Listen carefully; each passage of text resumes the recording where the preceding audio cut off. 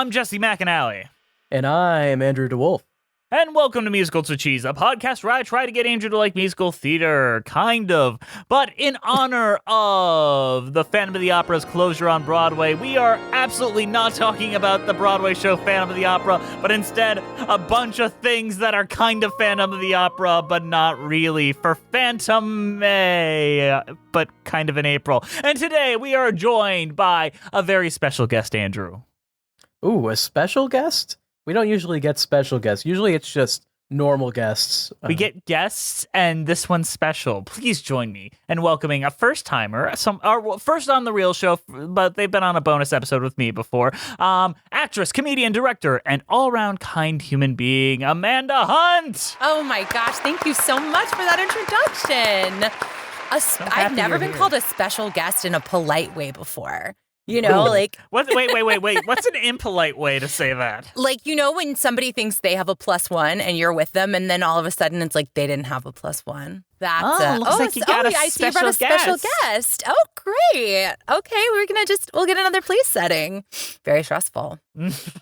Well, you are a special guest in the best version because you hopped down really quick, watched what might be one of the most interesting or worst things we've ever covered on this show, and you did it with a smile. Interesting is a word to use for this. I actually had a great time. I've got a lot of thoughts, and I don't know, I might ask them if I can do a reboot. Maybe an actual proper stage adaptation. Oh, God, it would be incredible. Before we jump into the movie, are either of you familiar with the musical Phantom of the Country opera? 'Cause that little girl was I. Yes, I'm a hog butcher's daughter. That's a fact. And my blood is called Suey. Now I made it to the big time. It took lots of guts and brains, but at heart I'm still just a hog butcher's No, but I have heard of Phantom of the Opry, which is the same premise, just different title. Just different titles. There's a song from Phantom of the Country opera called Hog Butcher's Daughter. It's meant to be Carlotta's song, but it's Hog Butcher's. I had it in my audition book for years, and I got to tell you, no one ever liked it. Like, only me. You want to know a good audition book cheat code? Yeah, always. Disney direct-to-DVD sequels where they brought the composer back. You've got like a bunch of unknown Stephen Schwartz and Alan Menken songs that no one sings, but ooh, yeah, ooh. And then everybody's happy because everybody likes those guys are pleasing to the ear. Right, and everyone's like, "What was that? No one ever sings that." But you're singing just an Alan Menken song. It's just the song from Pocahontas 2, a movie that absolutely needed a sequel. I mean, it kind of did. Is it Pocahontas 2, Pocahontas' Revenge? Like, oh, no. That was Pocahontas 1. Much like Phantom of the Mall, Eric's Revenge. Cue the music. Don't need no frozen yogurt. Don't want no GHQ. Just want a chance to grow up in the same town where I met you. Is there a phantom in the mall? Folks around you ask, is he the phantom of the mall? Or just some in a broken hockey mask?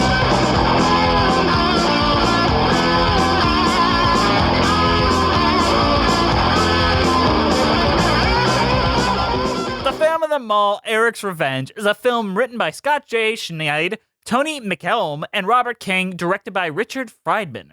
Based on, Gaston Leroux's Phantom of the Opera, I guess, if you're squinting, and also a little brain dead. Also Friday the 13th, probably, and Nightmare on Elm Street, and all of those series.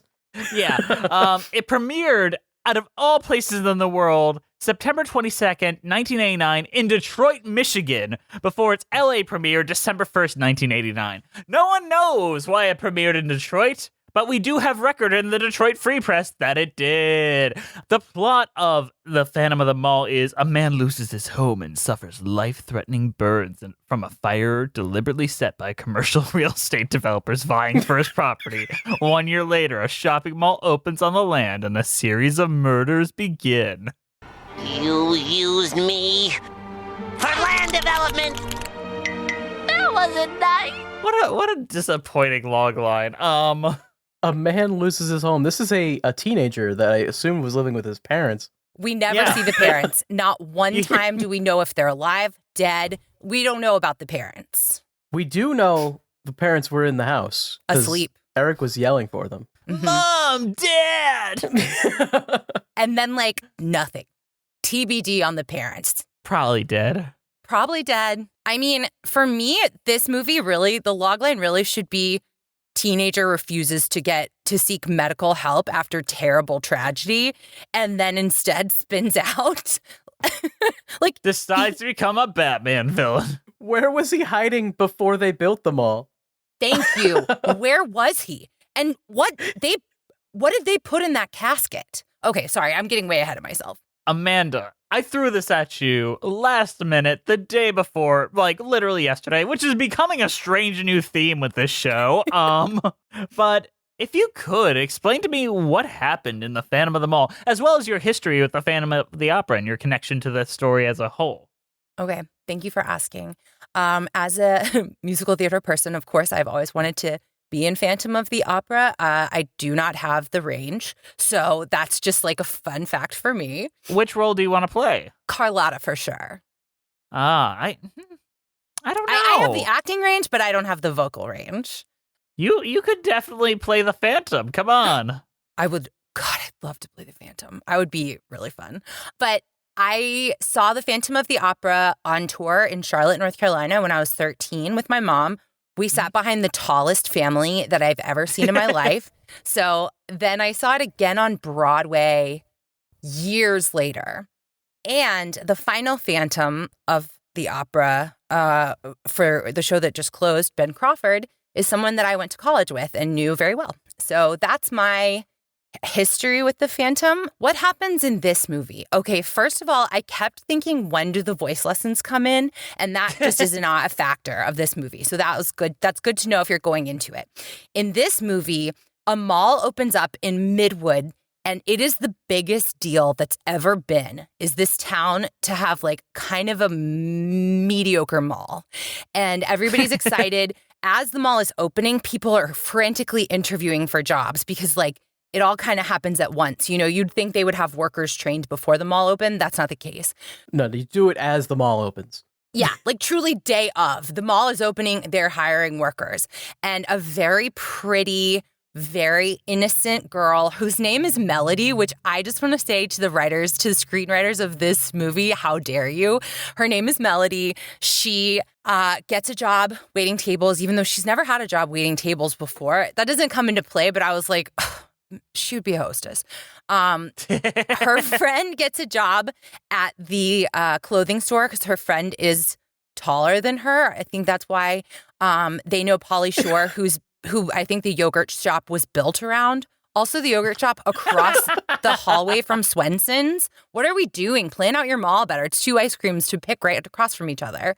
What about the really rapey security guards literally watching women change? All of them. Every security guard. I will say I've been in a lot of women's changing rooms, and I've never been in a changing room where everybody leaves the door open and then takes all of their clothes off, bra included, to try on a normal dress. Like, I have never seen that. Usually you keep the door closed and you keep your undergarments on. So already we're in a fantasy world for someone. And the security guards have cameras inside the dressing room, and they are amped about it. One is amped, and one is like, I don't approve of this, but I'm absolutely not going to stop you in any way. The patriarchy. I think they might have taken all their clothes off because the director told them to, because this movie is made for perverts. They signed the nudity waiver, so he was going to get it in. There is nip for days in this movie, and you do see Pauly Shore's ass crack. So, you know, everybody gets what they're looking for. Yeah, when I saw that, I was like, yes, Title IX. So in this movie, the mall's about to open. Then all of a sudden, a bunch of people who work behind the scenes at the mall doing like vents and stuff are getting murdered. Security guards are getting murdered. The guy who's in charge of the mall, he is like, oh no, I have to take care of this. And instead of doing anything good, he just hires his henchmen to do more murdering. And the mayor is in on it. And we find out that Melody's boyfriend, Eric, she thinks he's still alive. A 35-year-old photographer is really interested in her, a high school girl. They're in love.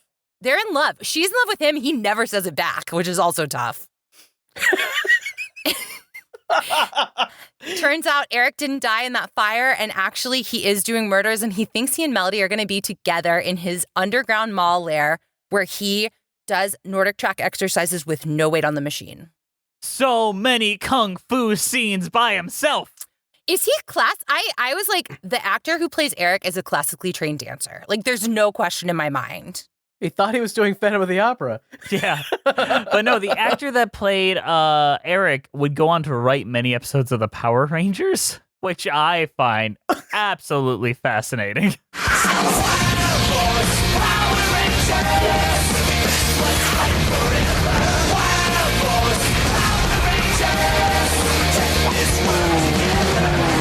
So I think it tracks for what we saw of him. And if he's just a stuntman trying his best, kudos to him, because the makeup is impressive enough. Like, from someone that we will be covering the Dario Argento Phantom of the Opera before this is all over. That is something that you don't always get. The makeup's not a given. Sometimes it's shit. Spoilers, the actor said, I'm not going to put on any makeup, so they just didn't put a mask on him. Was he just like, I actually am going to be a hot Phantom? Yeah, but he also fucks rats. So he's going to be a How? not hot Phantom. He's like the least hot Phantom. And trigger warning, he R-words Christine. Oh, no. Well, that's kind of implied in like every version, though. Yeah, but you Yeah. don't see it. You don't see it, though. Ugh. Even Phantom of the Mall, Eric's Revenge had enough restraint to not show that. No, actually, before we were recording, Amanda, you were talking to me about how, as far as like Phantom adaptations go, we're kind of on Eric's side for most of this. Like, He's doing a lot of murdering, but it's mostly creeps. And it's all men for a long time. Like, this movie doesn't pass the Bechdel test even in terms of like murders, but I like seeing a pervy security guard get murdered. I felt bad for the guy who was just fixing a vent. It seemed like that felt like a practice murder to me. Like, he was like, I need to get one in before I really go on my spree. He's only killing these characters, like, usually in a slasher movie, you introduce like the group of wacky teens and then they all get offed one by one. In this one, they're like, here's the wacky teens. Now we're just going to kill everybody else. These characters live.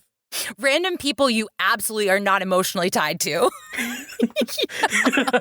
but that's what kind of makes you root for Eric in the end, is because, like, hey, the weird guy that was like trying to sexually like assault or like intimidate Melody. Yep, he's getting choked by an escalator. Let's go. That was a fun death. He does a lot of he's creative as hell. And he has a personality. He has a personality. On it, like, the thing is, in a different script, and this is my true belief, if they had kept this movie exactly as it is, but made it a musical, it would be perfect. Imagine if there were songs where they're like singing, and it would be so campy and so silly and over the top.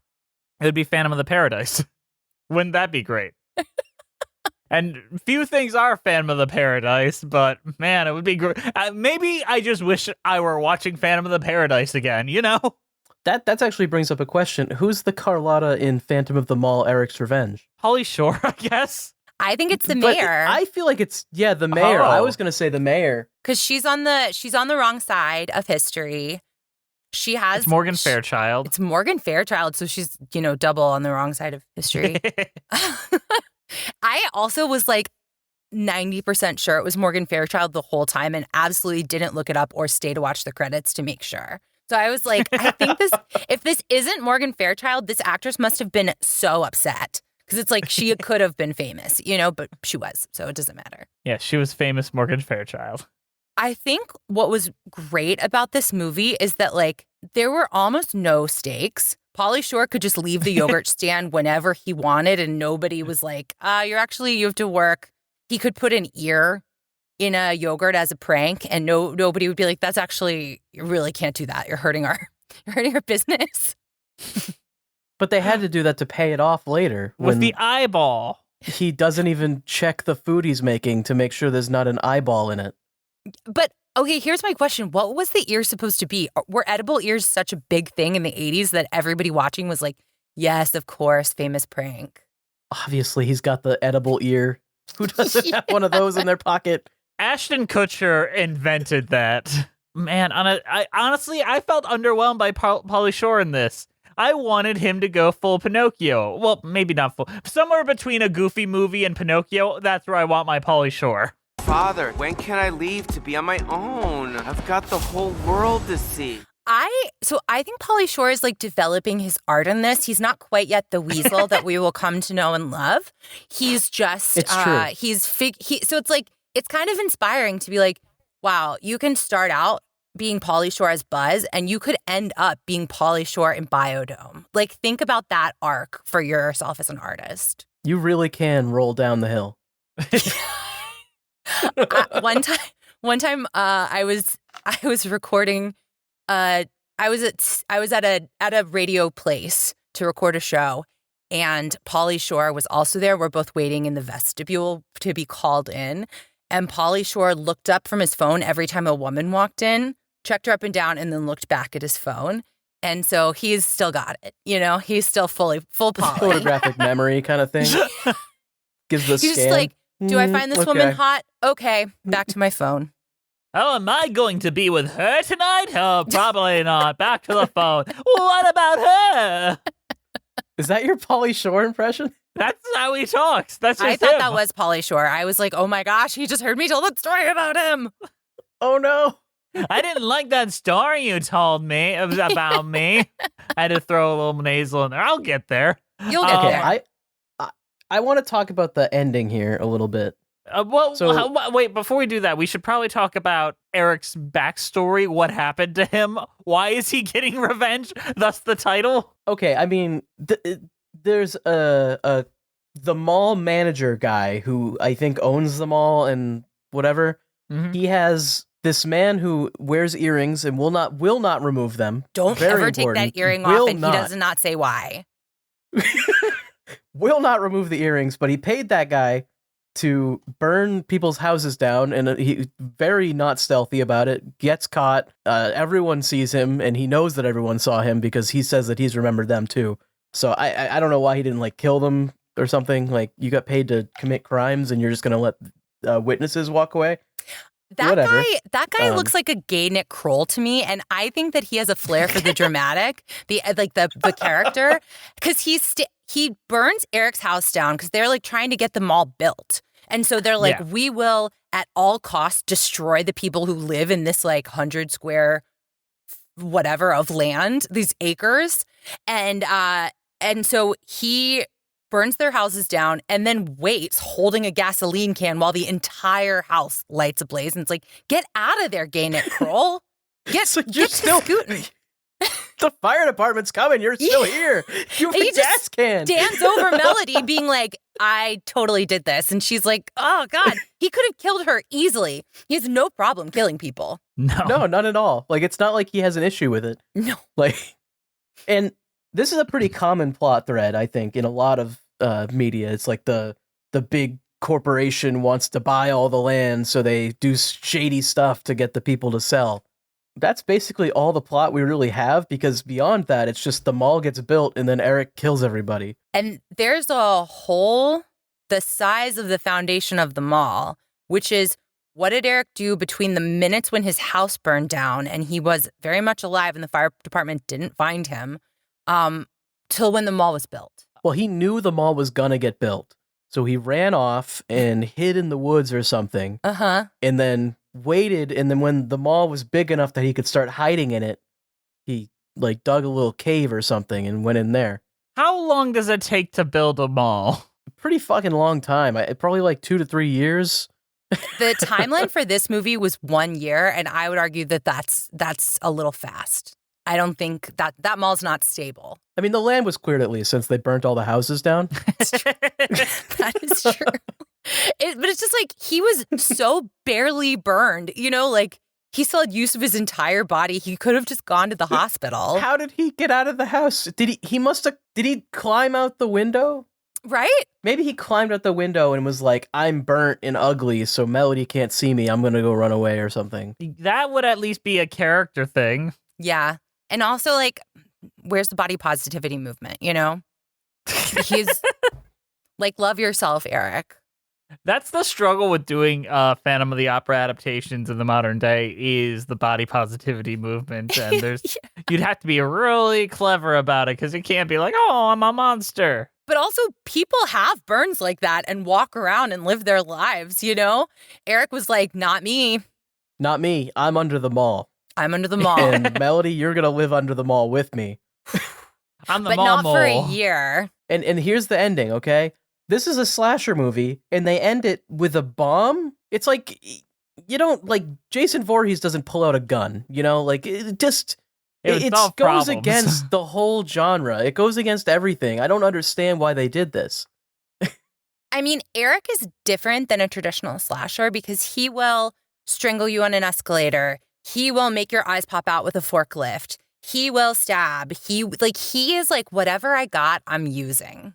But a bomb, though, it's so impersonal. Like, the slashers, they get in there and they do wacky kills, but they're always like, it's personal. It's between, with a bomb, it's so indirect, and I just doesn't feel right to me to end a slasher movie with a bomb threat.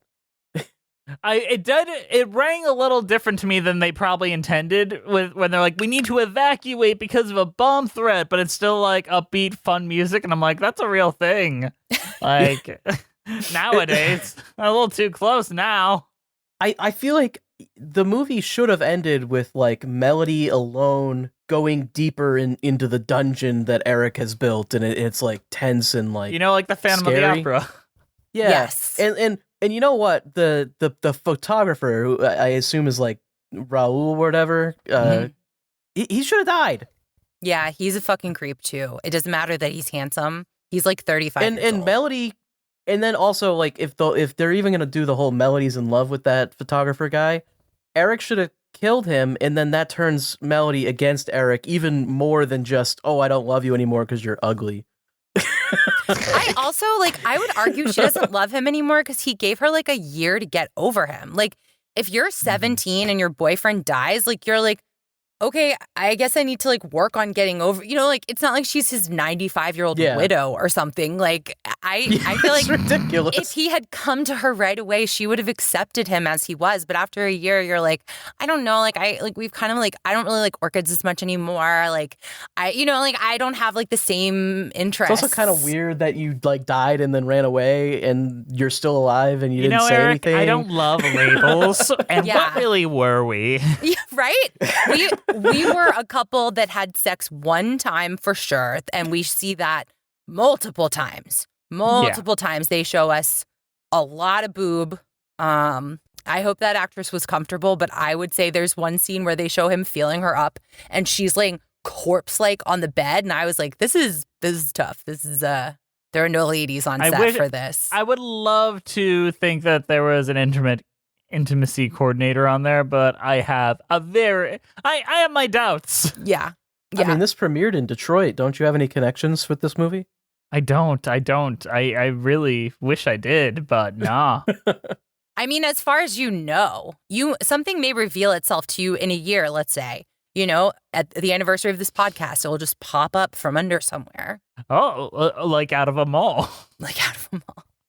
Is mall culture was so sacred in the 80s, and that they make that very clear. Also, nobody ever calls the police. They rely on mall security to do things that are far out of the scope of their job, and they rely on the mayor. The mall security have guns. Which I thought that was so upsetting. That feels like something now. That feels like a headline now, What if Paul Blart had a gun? I was waiting. I was on the edge of my seat waiting for someone to do it. Someone has to bring it up. Paul Blart has a gun. Paul Blart Mall Cop 3, Eric's Revenge. No, that implies it was an accident. He intended this. Yeah. Before we move on to previews, I do want to do a few comparisons. I am aware of the Gaston Leroux book as well as the Susan Kay book, where a lot of people tend to pull their references to Phantom of the Opera from. And I wanted to just take some, scoreboard to figure out what this has that makes it a Phantom of the Opera adaptation proper. Does it have a masked man that hides underneath a thing and stalks a girl? Yes, it does. 1 point. Does it have, a little bit of a hoity-toity lady that's trying to attention steal and all that? Yes, it does. Yep. Does it have the other boyfriend and or significant other taking away from the masked man and all that?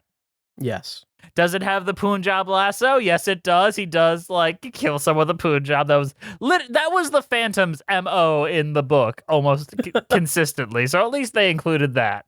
Okay. The weird thing is, you brought up the bomb being so inelegant. That's what the threat at the end of the novel is. Christine has the choice of turning a grasshopper or a scorpion.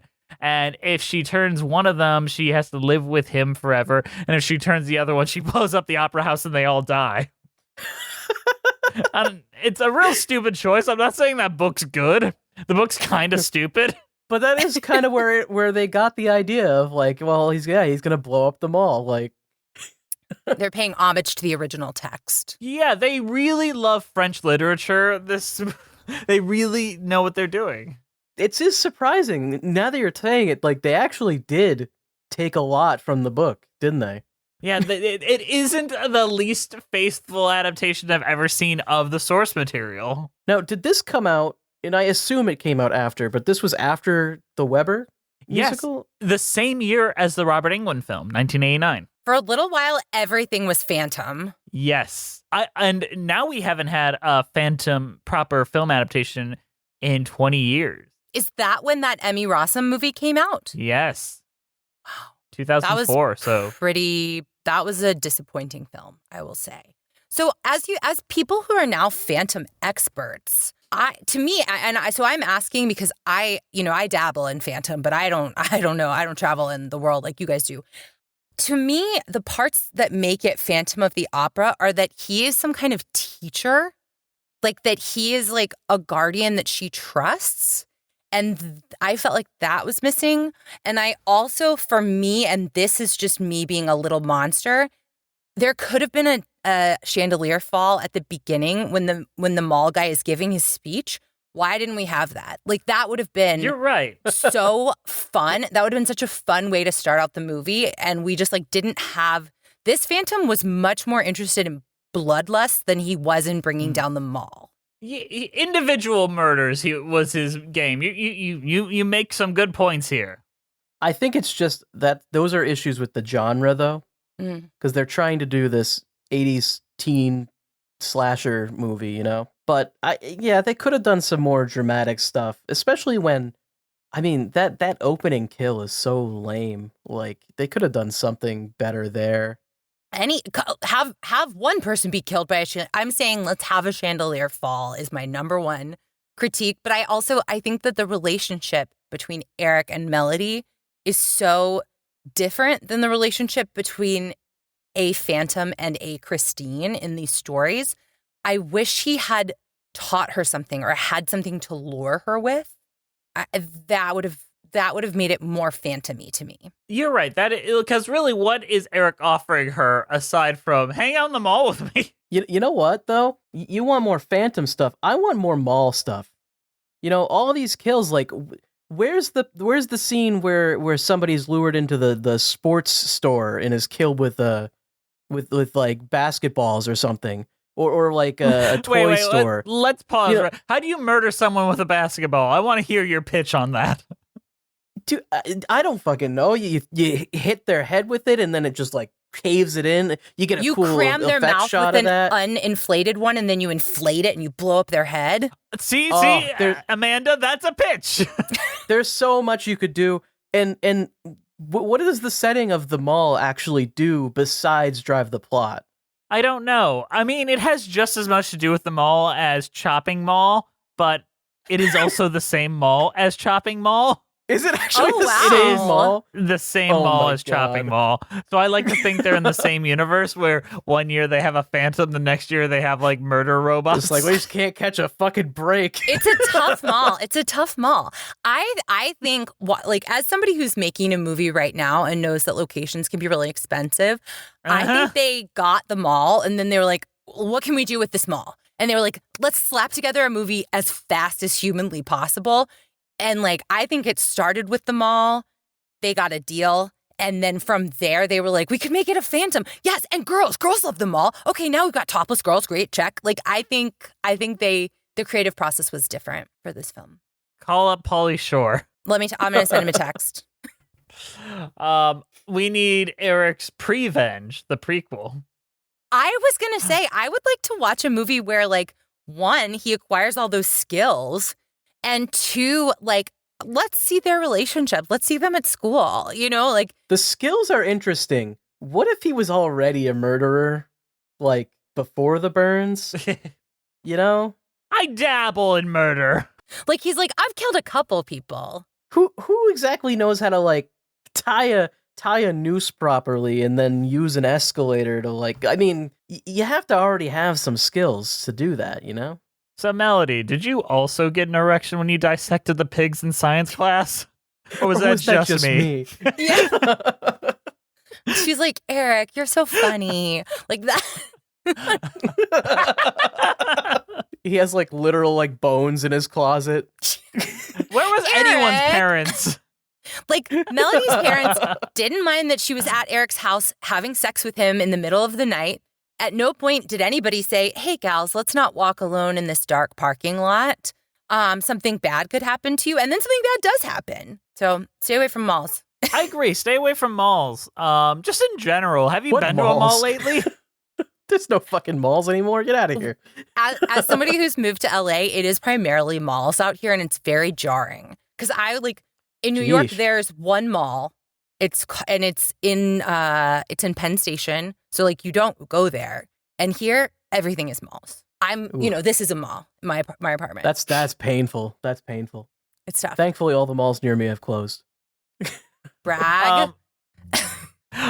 There's a good amount of malls near me. Like, if you go 30 minutes in any direction, north, south, east, you're gonna Yeah. hit a mall. You live in the wow. Midwest, so I mean that's just like a hellscape as far as I'm concerned. I remember what? I was gonna ask how far you are from the Mall of America. Ooh, I'm a good distance, about 250 miles. Oh, so that can't really be part He of has your life. He has a different, very large mall near him. I'm sure. I do. I have quite a few. Like I got the good ones. The Mall of America is just another mall. Like I think that people Just another build mall. it It's up. got a theme park inside of it. Come on. I think Yeah. that your Minnesota listeners are going to absolutely throw a fit at that statement. Oh, am I pissing off the Twin Cities, eh? Oh, that's the sequel. The Phantom moves to a bigger mall. Yes. Oh God. I think there was room to make this a series of terrible movies. Like it's if I got to do a remake of this movie, I would be so happy. That I can't think of anything I'd rather do. I mean, I can think of a lot of things I'd Love rather Never do. Yeah, I was Dies. about to say. You sure about that? You sure about that? That's why? All right, Jess, we need to find out what the real critics have to say about this. Yeah, who cares About what we this have to great say? masterpiece. It's time to compare our opinions to those of the critics over on letterboxd.com. It's time for previews! It's time for previews. It's time for previews. So, here's how the game works. Amanda, you're going up against Andrew. I'm going to read you both real reviews that are on letterboxd.com, and you have to tell me, just based on the review alone, whether it's a 1-star or a 5-star. Andrew, why don't you go first and set the tone? Sure. Got a mall problem? Mayor Morgan Fairchild is on the job. Knowledgeable about the movie. Maybe a little sarcastic, though. I'm going to give it a 5, though. I think they probably enjoyed it. That is correct. All right, Amanda, you're up next. Great. Okay, great. I'm stretching. Pretty nice titties of the mall. I don't know if it's a 1-star or a 5-star, but I would only rate that as a 5-star, so I have to go 5. That was a 1. No. Oh my god. So I guess somebody hates titties. Yeah. Yeah. I mean, I don't like the way we got to the titties in the movie. It was kind of uncomfortable, but Look, I'm not a fan of how they were portrayed, and I don't feel like those actresses felt good about them. But if I'm going to focus on that, I'm going to go thumbs up because I like titties. Letterboxd says no. No titties. Titties bad. All right, Andrew. Every mall has its phantoms, but this one also has Pauly Shore. Everything an audience could want. That has to be sarcastic. Who wants fucking Pauly Shore? 1 star. 1 star. That was a 5. Motherfucker. Wow. These are really hard. These are really hard. Yeah. All right, Amanda. Extra crispy Eric big mad his girlfriend doesn't want to live in the mall basement with him after thinking he's been dead for a year. Typical nice guy behavior. Extra crispy. Okay, whoever wrote that review is funny. I guess I'll go 1 star. That was a 5. Duh! This is going to be my origin story to become the phantom of my apartment building. The mall in your apartment building. Yeah. Extra crispy. Extra crispy is so funny. All right, Andrew. Okay. Malls sure were fun. Get the fuck out of here. Who wrote this? Bullshit. 1 star. That is correct. Oh. Amanda. King Cobra bite penis. That's the whole title. That's the whole review. God, once again, I can only put myself in these people's shoes and say, for me, no, you know what? For me, it would be a 5-star review. I'm going to say that's a 1-star review from someone. That was a 5. Damn it. Trust your instincts, Amanda. Trust your instincts. Sometimes you just have to go with your gut. And then other times you have to punch yourself in the gut and be like, no, you're wrong. I got to stick a cobra in my gut and have it bite it off. Ah! All right, Andrew. I don't need no frozen yogurt. In quotations. Did they ever make the prequel? Somebody else wants a prequel? Okay. I mean, if you want a prequel, you must like it, right? I mean, this is justification. 5 stars. That is correct. All right, Amanda, last one. Oh, God. Just get me 1 point on the board. Pauly Shore, FTW. Oh, no. That's such a hard one. Okay. So that's either, right? It's either Pauly Shore for the win or Pauly Shore fuck the world. I'm going to take positive and I'm going to say it's 5 stars. Iron Man, does whatever and I can. Pancake flat like a glove. Hold it. That is a 1 star, and sadly, you know what? did not get on the board, Amanda. You know what? Then I call it a perfect score. Then I say... Positivity. I love it. There's a certain truth, though. If you lose the letterbox game, you're actually a more sane individual. You are a healthier individual because you don't think like them. I will say I will start studying on this. I will never again lose a letterbox game, so I'm going to start honing my skills there. I love it. Yes. You're going to be in a padded cell in like a couple months. I'm already in one literally right now. My voiceover booth and a padded cell have so few differences. All right. On that note, let's go into a mid-show, and then we'll talk about some fun things afterward.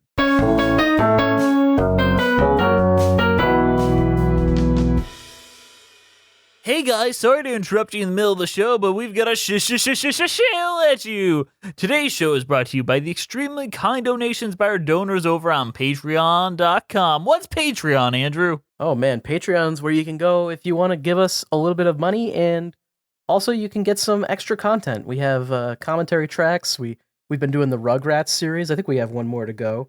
Yep. And I mean, there's a whole backlog. We got a bunch of stuff. I think we did Camp Rock. We did both Camp Rock movies, all 3 High School Musical movies. Oh my goodness, there's quite a backlog of excellent content that just made me sit through. We are doing our Schmigadoon breakdowns once a week, so check those out. Those are rolling out. Yeah, there's a lot of stuff over there. As well, you do have our Patreon meetups that happen. They'll happen a lot more after June when I'm done making my movie, and if it doesn't absolutely kill me before then, we'll find out together. But our current patrons are Melissa Goldman, the fuck! Holy fuck. You made it one name and then you fucked it up. Oh my God. The worst part is I know you won't cut that out. I don't edit the mid shows, at least not very much. Let me try that again. Melissa Goldman, Danielle Renix, Jess the Stampede, Ewan Cassidy, Monica Thoreau, Brent Black, Nathaniel Stacey Coombe, Joseph Evans Green, Mary Lou Choquette, John Vanals, Russ Walker, Musical Hell, Emily Gracie, Kyle Summers, Janae C., Scootin' the Technicolor Dream Code, Liz Lim, Nothing is Certain Except Beth, and Taxes, Thespian, Rafael Martinez Alaz, Jessica T., Mitchell Young, Chai Teacup, Katie McDonough, Chris Marcotte, Kiji, Marie Anastasio, Layla, RJ Narija, Charlie B., Bjorn Herman, Toriana Frazier, Sammy the Most Lopez, Lyanna Morton, Kaylee Blazier, Cinemageddon Reviews, Villainous Smith, Sophiana Ali, The Omega Geek, Paige Pearson, Maddie Wargle, Elisa Erdman, Anna Loskatova, Cheska Veray, Sarah Den Blekier, Evan Ball, Zachary Torres, Gathering Party Before Venturing Forth, Rora Marasso, Mara Forloin, Captain Rod Taskett, Lisa L., Nobody, Renee Thomas, What Did Boris Say, Puffy Boy, Summer, and Julia Hardy. They all give us a little extra financial support that helps us keep the lights on here at Musicals with Cheese. As well, if you become one of those, you get the video episodes of our podcast, and you can see Amanda's beautiful face and all her wonderful reactions. And oh my gosh, she's doing backflips? I didn't know you could do that. That is so impressive. My God. You won't be able to prove that she's not doing it until you join our Patreon. How about we get back to the show?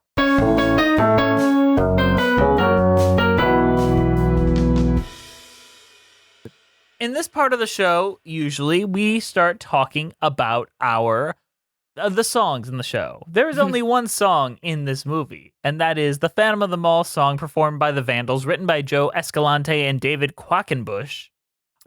And that's a name. That certainly is a name. And that certainly is a song that drops the R word many times. Don't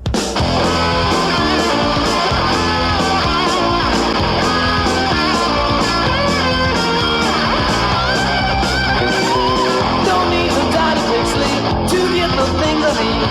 Don't got much in this town, but it's been good enough for me. Don't need no frozen yogurt, don't want no GHQ. Just want a chance to grow up in the same town where I met you. Is there a phantom in the mall? Folks around you ask, is he the phantom of the mall? Or just some in a broken hockey mask?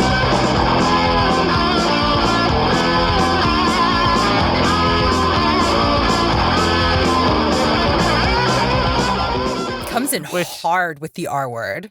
Yeah, the 80s were a different time, but also it's just tonally a weird change from the end of the movie to that song, for one. It does not work, really. No. It doesn't even really make sense why this even has a theme song. So I recently saw the Mario movie, not to brag. Did you love it? I really enjoyed it. And I did not. And my boyfriend is a Nintendo head, so like I was there to support him. I liked it. He loved it, and so I was thrilled to see that. But he said they shot or whatever they had the sequences for all of the Bowser stuff with pop songs, like with famous pop songs, and some executive was like, this is not right. You need to write your own music for this. And so I feel like we could have gotten that, like with the song that Melody and Eric's, that's a real song, right? What is it called? Yeah. Oh God. It's up there with You Are My Rose from The Room. I mean, but it is a real song, and they could have taken that song and made it an original song. So then they have, or played the theme song with different words, different lyrics or something. I don't know. It was wild. Different words would be good. Mm-hmm. I mean, any different words, but like they could have made it a love song, and then in the credits been like, and now we play the fun version. Was it When the Lights Go Down or the sensual one? Emotion, feel the heat, hiding places, no escape. On the traces of it, give and take, hearts are broken every day.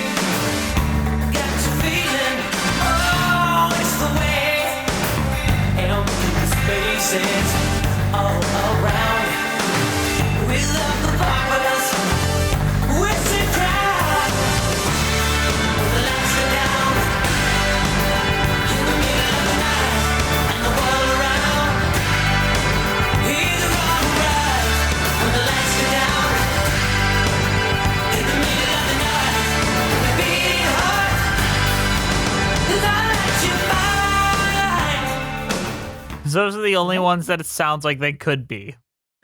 When the lights go down, or the sensual one? Is that what you said? Yeah. The song they play in the jukebox? Because I just the only thing I remember is the part where he's like sobbing at the like security cameras, and it's like so near and yet so far away, which might be the most cliche song lyrics I've ever heard. But also accurate, you know? Yeah, that's a he mall is for in the you. mall, and she is also in the mall. It makes you think. It's a really deep show. But instead of like properly talking about the songs, quote unquote, in this movie, I would love to talk about the kills, because this is a proper slasher movie. And I would kind of like to rank the kills, not to see if we can be a kill count or anything like that. We don't do that on this show, but you know, just like which ones were you most intrigued by, and what were your favorites? So, Andrew, why don't you start us? What was your favorite kill? And the least favorite kill of yours? So I think as a slasher movie, most of these kills are kind of low tier. They're not great, but there's like two standouts, I think, which is the snake in the toilet that bites the guy's dick. Although I guess we don't see that, but I mean, come on, the snake bit the guy's dick. I mean, come on, that's what happened. Told me Yeah, this. I think we can all agree on that. We all agree that is what happened. Now I would pick that just because it's so funny, but I feel like in the context of the movie, it just doesn't make any fucking sense. Why does Eric have a snake? And what not does that have just a to do regular with snake, anything? a cobra. Like, he didn't get that from the pet store. Like, it doesn't make any fucking sense. So I think my personal favorite, and I don't think they executed it as well as they could have, and there should have been like a more like gory ending to it, but I like the guy that gets pulled into the escalator, because it has to do with like the mall. It's interesting. I guess it has to do with the source material. I didn't actually know that, but that's nice, I guess. But I like that concept. I wanted to see like his neck get like totally like fucked up and broken as it like pulls the rope in, but they kind of cut away. So I'm gonna go with that as my favorite. And then my least favorite, I mean, I think the opening kill is just garbage. I mean, he just stabs him and that's it. And like, we barely even see anything. Like, this is the opening kill. Like, this is supposed to be your best one to like pull us in. Just trash. You say so. I mean, those are perfectly valid answers. Amanda, what about you? So I just wanted to say I agree about the escalator. I wanted to see his face get all mashed into the escalator, and I think they just didn't have the budge. But in terms of my favorite kill, the one that absolutely made me say, actually, I do like this movie and I do think it's fun, is when the Phantom Eric takes the mayor, WWE style, and has her over his head, and then he hurls her through a window, smashing glass everywhere, and her body like whoop, whoop, whoop, whoop, whoops through the air and lands in the middle of the mall. That's my favorite kill, and almost like a chandelier moment. Mall thing through it. Yes. Oh my God, she's impaled. Yeah, I loved it. That was my favorite. That one is really good. I was considering mentioning that, but I thought the escalator one stood out more to me. But that one's really great. I really love how they finish it. I liked the escalator one too. For me, there were no bad kills, because I did think the way they set up the initial kill, it was a little lame, but I also was like, oh, it's going to be so scary, this movie, because it's all going to be in the dark and just like slashes and people like walking through and then being murdered out of nowhere. And then immediately they're like, no, there won't be any suspense. Don't worry about that. Don't worry about that at all. Yeah, please. Don't be concerned there. We're not making a real movie, guys. No, we don't take this seriously, and God, we hope you're not going to take it seriously. I don't have a least favorite, but I guess I'd like to just add an honorable mention favorite, which is when Earring Guy and Eric are trying to kill each other under like some kind of loading dock, but it's like a tiny door that only a person could fit through. And Eric is strong enough to hold it up, but this guy who has murdered hundreds of people, he's a hitman in this town that is full of crime. He can't do it. He can't do it, and he gets decapitated. And I think it's supposed to be like a compactor, you put like cardboard boxes and stuff in there, and they compact it. I think it was a garbage one though, so like I think that's what it was. Thank you. That actually is going to help me sleep tonight to know that, because I was like, what is this door? But that makes a lot of sense, and I liked that his head got popped off. I am very disappointed that none of you are pointing out what is my favorite kill. Hadn't even made either of your lists. Is it the electrocution one? No, it is not the electrocution one. It is when he finally gets his comeuppance on the big real estate tycoon, and he's like, oh, don't do this to me, I'll eat my words. And then he just picks up a flamethrower, says, eat this, and then they set him on fire, and it's very obvious that the stuntman that is being set on fire is just wearing like a Richard Nixon mask to be a face. Okay, well, we didn't pick that one because it sucks, but I mean, if that's your favorite one. Oh, are you really going to look at this right now and tell me that this isn't wonderful? Okay, but just imagine if there was a song. And then he falls on propane. He falls and like rolls around on propane for no reason. And did you see that the windows blew out before it exploded? Yes, perfect. Well, that's because it was like a shock wave. I'm just saying, I was dying laughing so much that I couldn't breathe, and I'm sad that no one brought that one up. Okay, but imagine on top of that, you hear Eric's rich baritone, and now you burn as you burned me, and this would be a perfect movie. You alone can make my song take flight. Eat this. I think you want the Robert Englund one. Have you ever seen that one, Amanda? No, I would like to see it now, though. Oh, that movie fucks. That movie's great. I think we would be doing it for this like month, but we already kind of covered it. We covered it on Patreon. We did a commentary of it. But Robert Englund is actually very good in the role.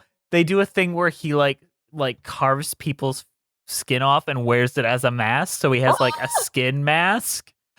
Which is a different take. And he also, like, since he thinks he's so ugly, like, has sex with prostitutes and respects them and pays them well. And I don't know why, but he respects sex workers. And isn't that true to the Gaston Leroux? I think that is part of the original Phantom, if I'm not making that up. Remember that, because the original Phantom book plays like a murder mystery because they're like, oh, is it a ghost? And the twist is, no, it's just a guy with a weird face. But his mother was a sex worker. No, his mother was just kind of a bitch. And what? that's coming from the Susan K book. The Susan K book. So I can talk. So in the Susan Why K do you book, know all this? because I'm stupid, Andrew. Because it's I Phantom wasted time. my youth. No. Don't say that. Because then I'll have to think about my youth. So the Susan K book is fucking wild, but the way that they set it up is that the Phantom's voice is so erotic that people get off to it. But like when you're dealing with the Christine side of it, that's fine. But they do it when he's like baby and his mom. So every time the baby cries or tries to sing, she gets horny. And I'm like, what am I reading?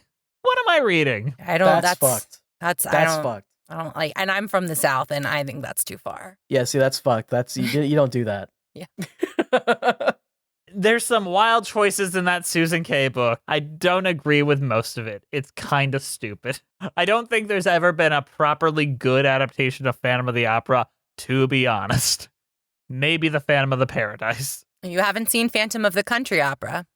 You're right. I haven't seen Phantom of the Opera either. True. It seems like none of the Phantom of the Opera adaptations want to do the mystery element ever. No. So I actually do have a pitch for a Phantom of the Opera film I'd love to make. If this film I'm making right now does okay and doesn't turn me off of it forever. I do have one where I'm like, I can fix all the things that I think people would have an issue with now. I think just make it the mystery. Like, even if everyone already knows, it's still gonna be good. Well, that's the same problem with adapting Jekyll and Hyde, because the mystery is like, who are these two dudes? And it's like, oh no, they're the same dude. But we all know that they're the same dude. I feel like you just do it, and like, who cares? Like, I don't know. People watch movies where they know the twist. and they're still good. Like, I mean, this movie did have a twist that we found out the mayor is an investor in the mall. Like, a secret investor in the mall and is promising city council to this mall guy. I'd like to see a movie about the local politics of Midwood. Yeah, but that would require us to see anything about Midwood outside of the mall. The mall. And we never do. So. We see Eric's house. It gets burned down. we see Eric's It's house on in the that same one site, for sure. Oh, yeah. That is technically the mall before the mall. So does it count? Also, Melody calls the mayor Karen, which I feel is a little disrespectful. That's just a note that I had. Like, she's the mayor. You can call her, like, Mrs. whatever her last name is. Like, I'm not calling... Is Eric Garcetti the mayor of L.A.? I should know that. But I'm not calling him Eric, you know? But on that note, what is our overall thoughts on the Phantom of the Mall, Eric's Revenge, and our cheese ratings? Andrew, why don't you start us off? Yeah. I don't know. I didn't, hate this. I feel like there's a lot of things that make it a little bit boring to watch, but then there's some pretty fun kills. It's one of those B horror movies that are just maybe if you get a group of friends and you get drunk and watch it, it's fun. But if you watch it by yourself in your room and you're not drunk and you're depressed and it's sad, it's sad that you did that. I had a lot of fun talking about it, sincerely. I really did enjoy talking about it this episode. I think talking about it was almost more fun than actually watching it. Yes. That said, though, I don't think it was horrendous. And I think if you like slashers, it's something you could watch for some fun. I'm gonna give it Auntie Anne's cheese dip, because every time I go to the mall, I always think of Auntie Anne's, because I don't know if they even have those outside of malls. To be honest, the pretzel place. Yeah. So I'm gonna give it their cheese dip. I think that's the level of quality and also the mall tie-in. I think it all kind of works. That's fair. All right, Amanda, what is your overall thoughts and your cheese rating? Okay, so I got more and more into this movie as I watched it, which is... Sometimes you fall off, Sometimes you're like, I can't stick with this. And I was fully engrossed by the end, fully bought in. I didn't think it made any sense, but that didn't bother me one single bit. I require there to be kissing in most movies, and there was kissing, and it did go too far, but at least there was kissing. So I am going to Wait. Can I please sidebar for a quick second? Please. Why do you like kissing in movies? I love kissing in movies. Why, though? Oh, because romance is the most interesting thing to me in a story. I always want to see the love story. I always want to see kissing.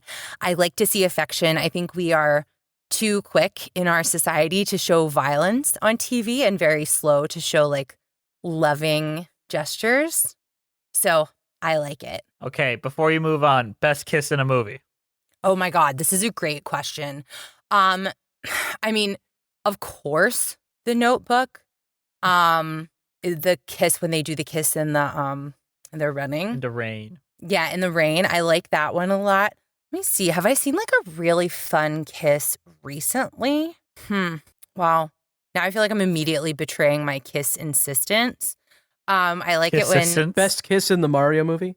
Best kiss in the Mario movie. Impossible to rank. There were so many kisses.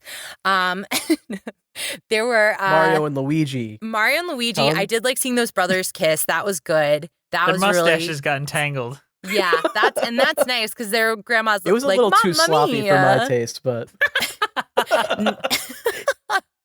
I like in Shrek when Shrek and Fiona kiss. I don't know. That is a good one. I like any kiss, and usually after I see a kiss, I turn to the person I'm with and I go, "Now it's a good movie. I've seen a kiss." Okay, it's very annoying to see a movie with me. You want to know? My favorite romance film of all time is the Pride and Prejudice film, and I love it because they never kiss. So you don't like seeing kissies? I don't. I had to shoot one. I had to shoot one makeout scene in a film, and it kind of turned me off of ever doing one in a movie ever again. Because you saw how the sausage got made. Yeah. What went wrong? Asking for take 6, and then you got to tell them what they're doing wrong, and you just feel like, oh, I'm a pervert. I don't like this. So I would rate this, when you're out and about for the day and you're like, I'm so hungry. Oh my gosh, what am I going to eat? And then you're like, oh yeah, I have a string cheese in my purse. And it's like, yeah, is that does a purse string cheese the number one thing you wanted to eat in that moment?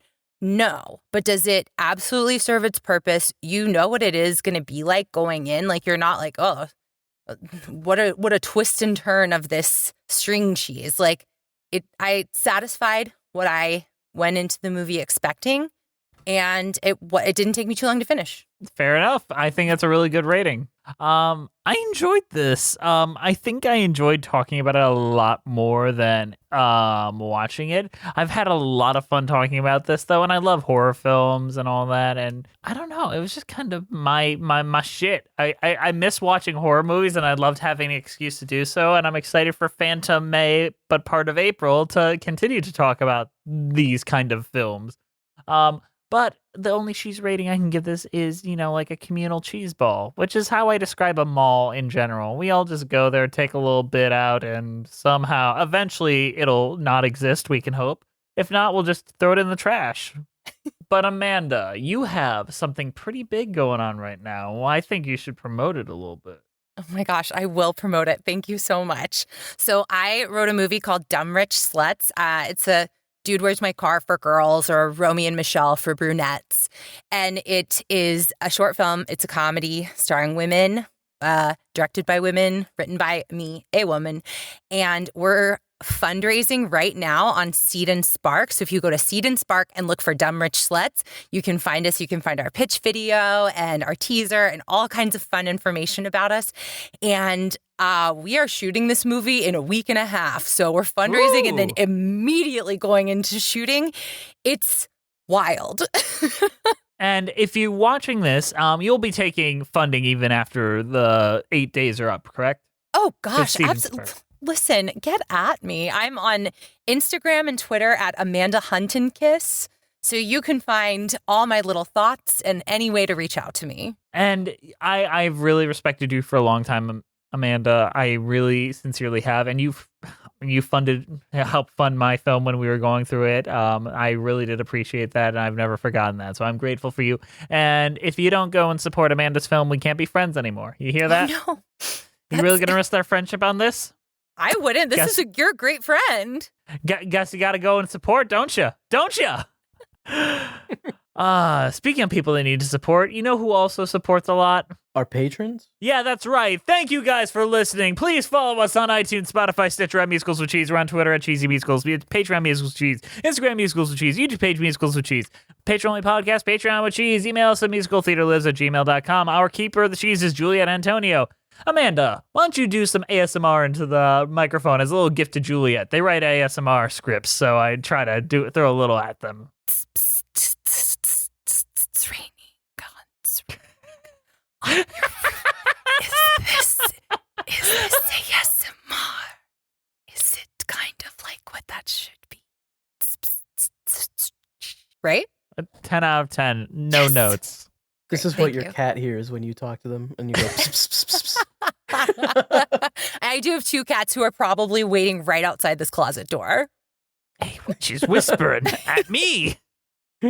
I hear the rain on the roof. Yeah, they're like, why is she using our voice to talk to someone else? Like, that's what we have. Our show is edited by Andrew DeWolf. Thank you to the Broadway Podcast Network for having us on the platform and for not kicking us off for, the Phantom of the Mall. We're stretching. All right. We will see you next time on Musicals with Cheese. Bye-bye.